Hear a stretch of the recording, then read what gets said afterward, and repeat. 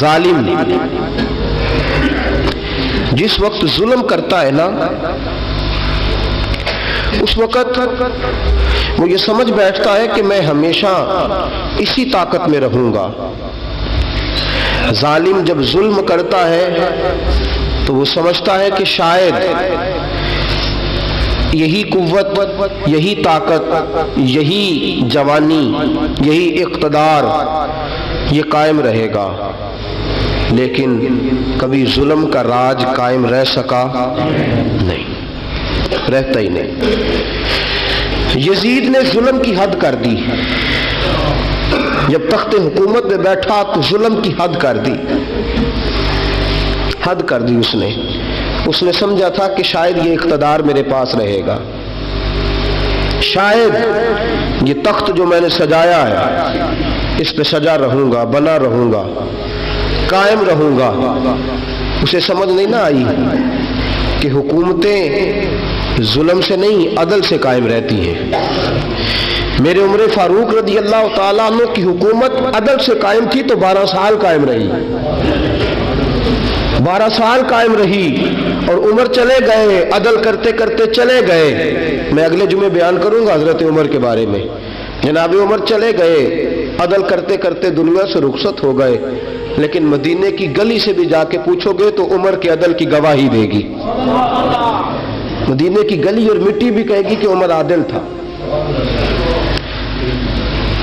یزید نے ظلم کیا نا، پورے 4.5 سال رہا، لیکن اس کا خیال تھا کہ میں جمع رہوں گا، بنا رہوں گا، رہ سکا نہیں، رہ سکا، کیونکہ اللہ غافل ہے، اللہ کو پتہ ہے۔ اور ایک اور بات بھی، ایک اور جملہ بھی کہنے لگا ہوں، اسے بھی یاد رکھیے گا، ظالموں کو مددگار بھی مل جاتے ہیں، ظالموں کو مددگار بھی مل جاتے ہیں، بلکہ ظالموں کے مددگار زیادہ ہوتے ہیں، بدی جلدی پھیلتی ہے، گناہ جلدی پھیلتا ہے، ظالموں کے مددگار زیادہ ہوتے ہیں۔ یزید کو مددگار ملے، ابن سعد ملا، ابن زیاد ملا، شمر ملا، خولی بن یزید ملا، بڑے اسے مددگار ملے جو کہتے تھے کہ بالکل کوئی خطرہ ہی نہیں، دنیا تو ترستی ہے تیری دید کو، اور سب خیر ہے، ہر جگہ امن ہی امن ہے۔ یزید جب ظلم کر رہا تھا تو سمجھتا تھا مجھے کوئی نہیں پوچھے گا، کوئی میرے قریب نہیں آئے گا، لیکن یارو اس تک دنیا کا کوئی بندہ تو نہیں پہنچ سکا، لیکن اللہ کا قہر تو پہنچ گیا نا، اللہ کے انصاف کا ہاتھ تو پہنچ گیا نا، رب تو ہے نا دیکھنے والا۔ عبید اللہ ابن زیاد کے دربار میں جب سیدنا امام حسین کا کٹا ہوا سر پہنچا نا، اس نے ایک چھڑی پکڑی، اور چھڑی پکڑ کے نا تو امام حسین کے لبوں پہ مارنے لگا، کہنے لگا تجھے کہا تھا نا بات مان جا، کٹا ہوا سر تشت میں رکھا ہے، تجھے کہا تھا نا بات مان جا۔ راوی کہتا ہے عبید اللہ ابن زیاد نے چھڑی ماری اور اس نے بے ادبی کی، کہنے لگا تو تھا ہی اس قسم کا، تیرا یہی حال ہونا چاہیے تھا معاذ اللہ۔ حضرت بریدہ اسلمی حضور کے صحابی دربار میں موجود تھے، فرمایا ابن زیاد تو برا ہے، تیرا باپ برا ہے، چھڑی پیچھے کر، کئی بار میں نے ان لبوں کو مصطفیٰ کو بوسے دیکھے ہوئے دیکھا ہے، پیچھے کر، پیچھے کر، ہٹا لے۔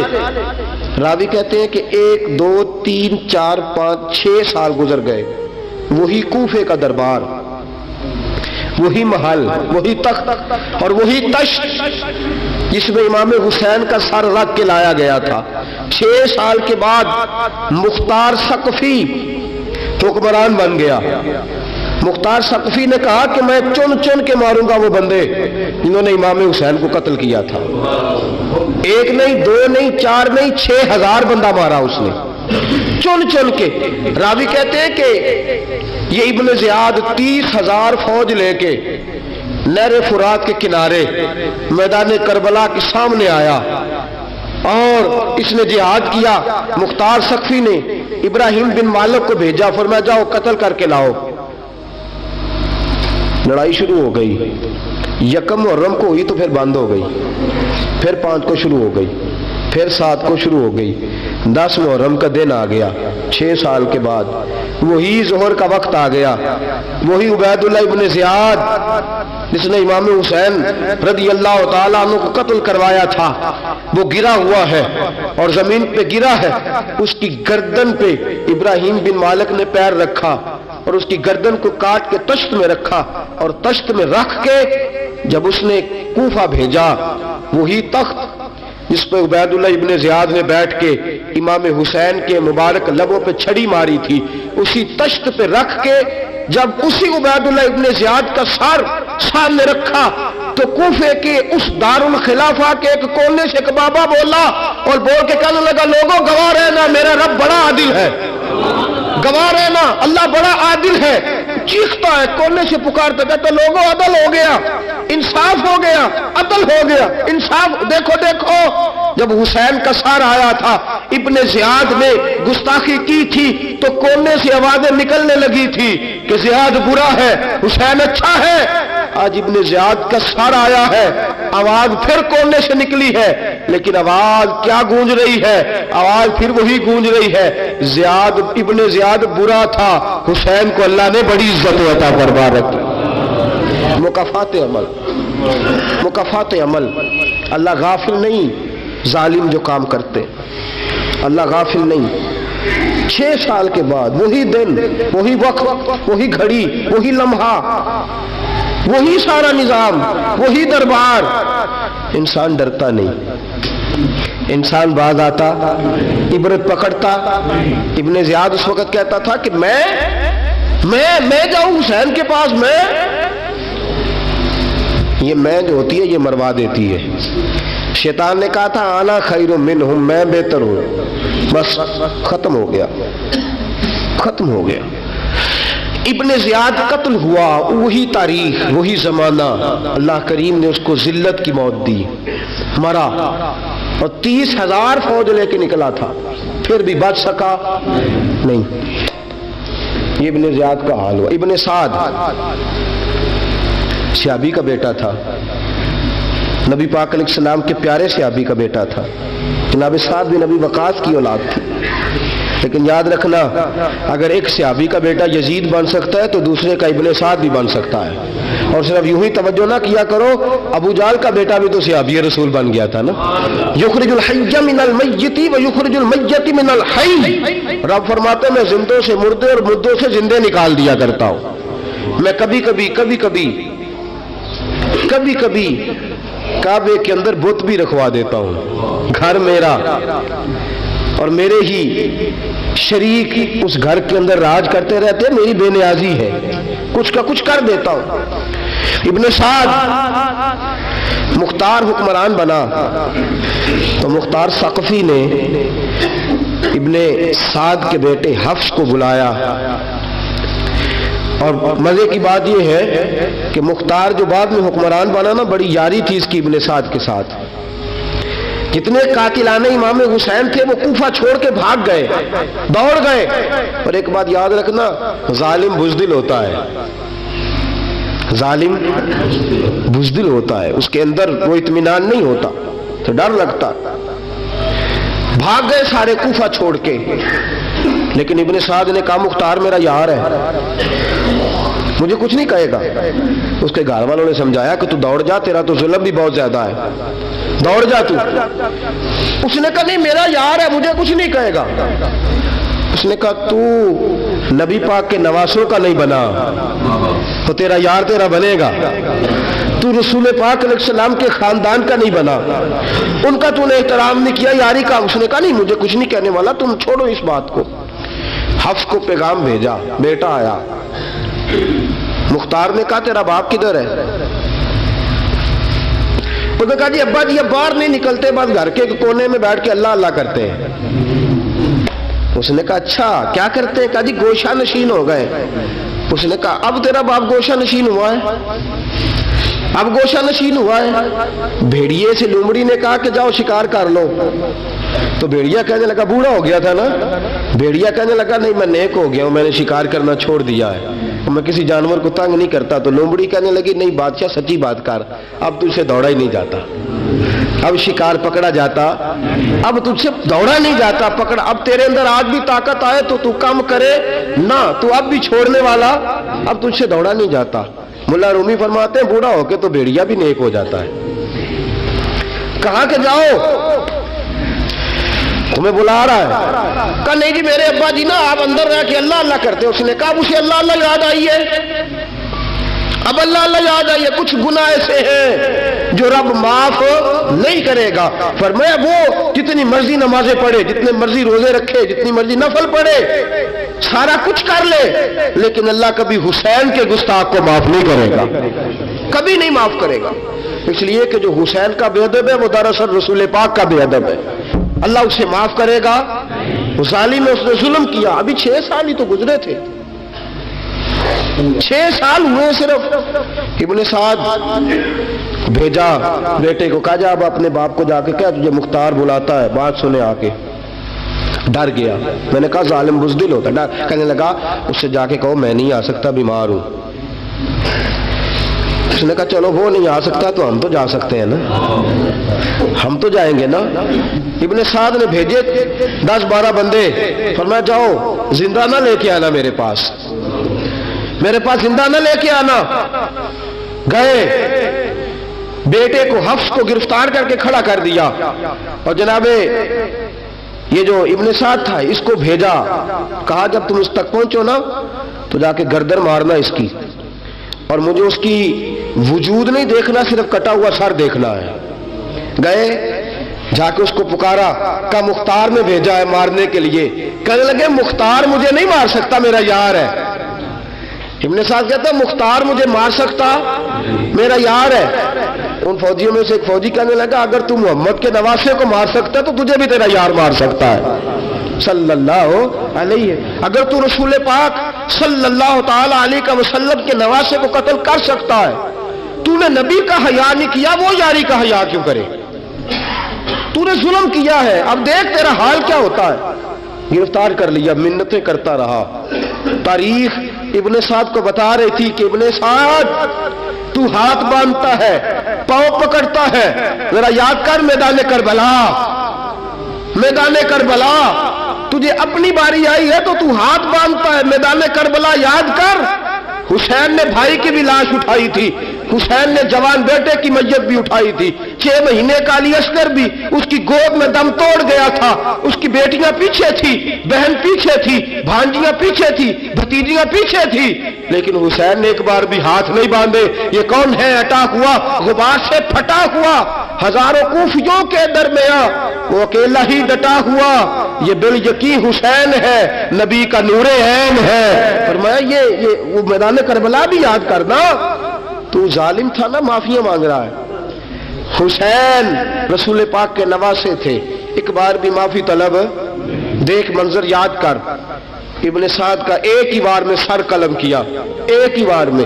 امام حسین پہ تو پہلے 82 زخم لگے تھے تلوار کے، 82 زخم تلوار کے، نیزوں کے، اور کئی نیزوں کی انیاں امام حسین کے وجود میں ٹوٹ گئی تھی۔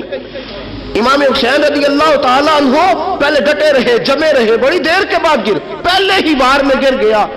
ابن سعد کا کٹا ہوا سر پہنچا تو بیٹا کھڑا تھا۔ مختار سقفی نے کہا کہ تیرا باپ میں نے مار دیا ہے۔ کہنے لگا کوئی مزہ نہیں رہا زندگی میں۔ اس نے کہا چلو ٹھیک ہے تمہیں بھی مار دیتے ہیں، اگر مزہ نہیں رہا تو مار دیتے۔ کاٹ دیا سر اس کا بھی، دونوں سر کاٹے، تشت میں رکھے، اور مدینہ منورہ حضرت محمد بن حنفیہ رضی اللہ تعالیٰ عنہ جو امام حسین کے چھوٹے بھائی تھے، جناب علی کی دوسری زوجہ کے بیٹے تھے، جناب علی کے صاحبزادے ان کے پاس بھیجے، اور بھیج کے کہا کہ لو ابن سعد کا سر حسین کا بدلہ ہے اور اس کے بیٹے کا سر علی اکبر کا بدلہ ہے۔ جب محمد بن حنفیہ کے پاس پہنچے تو آپ نے فرمایا یہ کمینوں کے سر میرے بھائی کے سر کا بدلہ ہو ہی نہیں سکتے، یہ کہاں حسین کا بدلہ ہو سکتے ہیں؟ وہ حسین ابن علی، وہ حسین ابن علی، حسین ابن علی کی شان رفت کوئی کیا جانے، حسن جانے، علی جانے، نبی جانے، خدا جانے۔ وہ حسین ابن علی کہ باپ جنہاں دا ہر میدان اندر لڑدا رہا سی کل ایمان بن کے، ماں جنہاں دی سجدۃ النساء ہوئے تے نانا عرش تے جاوے مہمان بن کے۔ فرمایا یہ حسین کا بدلہ ہو سکتے ہیں؟ وہ خولی بن یزید،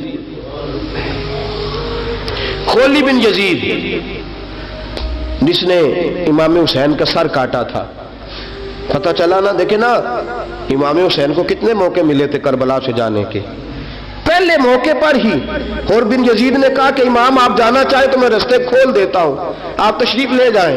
امام حسین نے فرمایا میں علی کا بیٹا ہوں، دوڑوں گا نہیں، میں دوڑوں گا نہیں، میں نہیں جانے والا۔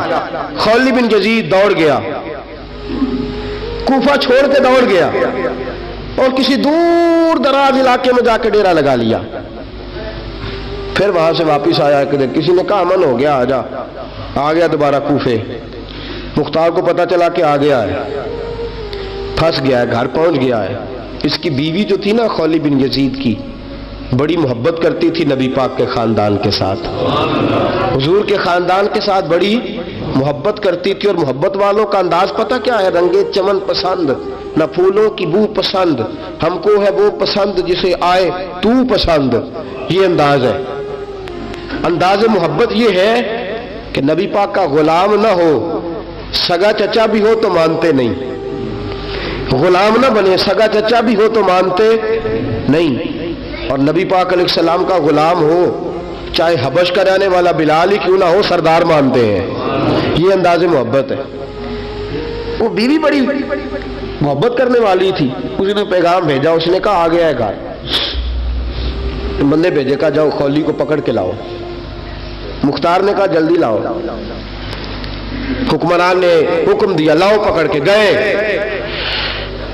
گھر کے اندر گئے تو چھپ گیا۔ چھپا کہاں؟ ٹوکرے کے نیچے۔ میں نے کہا ظالم بزدل ہوتے، ایک ٹوکرے کے نیچے چھپ گیا۔ بیوی سے کہنے لگا، ان سے کہنا میں گھر کوئی نہیں، ان سے کہو میں گھر نہیں۔ بیوی کہنے لگی چلو ٹھیک ہے۔ دروازے پہ گئی، وہ کہنے لگے ہم خولی بن یزید کو گرفتار کرنے آئے ہیں۔ منہ سے پکار کے کہنے لگی گھر کوئی نہیں، منہ سے، اور ہاتھ کے اشارے سے کہنے لگی وہ ٹوکرے کے نیچے چھپا ہوا ہے۔ منہ سے کہنے لگی کوئی نہیں گھر، تاکہ سن لے اندر، سن لے۔ منہ سے کہنے لگی کوئی نہیں، ہاتھ کے اشارے سے کہنے لگی چھپا ہوا ہے ٹوکرے کے نیچے۔ گئے، جا کے ٹوکرا ہٹایا، اپنے پاس بہت ساری دولتیں اور جائیدادیں وہ ساری دے دی۔ کہنے لگا یہ میرے پاس کتنا پیسہ ہے، یہ بہت سے کاغذات ہیں، یہ کتنے زیورات ہیں، لے لو، مجھے چھوڑ دو۔